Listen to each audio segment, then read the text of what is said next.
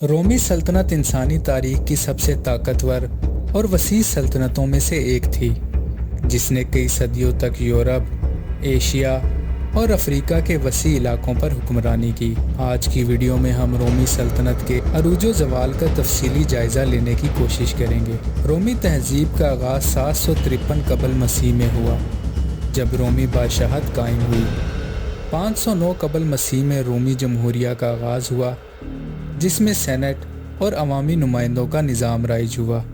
جمہوریہ کے دوران روم نے اپنی فوجی طاقت کو بڑھایا اور اطالوی جزیرے پر غلبہ حاصل کیا۔ اگر ہم رومی سلطنت کے عروج کے بارے میں بات کریں، رومی سلطنت کے عروج کو 4 دور میں تقسیم کیا جا سکتا ہے۔ پہلا، قومی جنگیں۔ روم اور کارتھج کے درمیان 3 بڑی جنگیں ہوئیں، جنہیں پونی جنگیں کہا جاتا ہے۔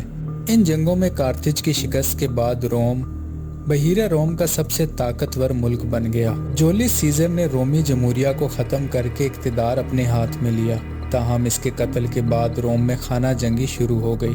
جولیس سیزر کے بھتیجے آگسٹس نے خانہ جنگی ختم کر کے رومی سلطنت کی بنیاد رکھی۔ اس کے دور میں سلطنت نے بے مثال ترقی کی اور رومی امن کا آغاز ہوا۔ روم نے اپنی فوج، قانون، تعمیرات اور ثقافت کو فروغ دیا۔ ٹراجان، ہیڈرین اور مارکس جیسے حکمرانوں کے تحت سلطنت عروج پر پہنچی۔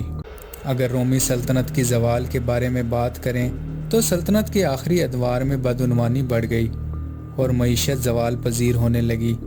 کرنسی کی قدر کم ہوئی اور افراط زر بڑھ گیا۔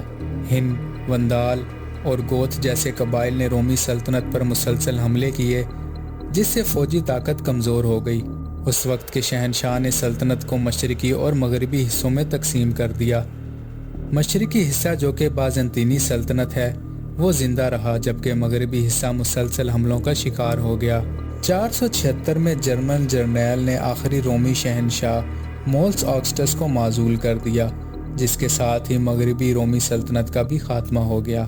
رومی سلطنت کے عروج و زوال کی وجوہات میں فوجی کامیابیاں، انتظامی اصلاحات، بدعنوانی، معاشی بحران اور بیرونی حملے شامل ہیں۔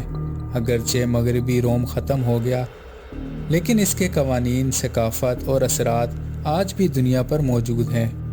مزید ویڈیوز کے لیے چینل کو سبسکرائب کریں۔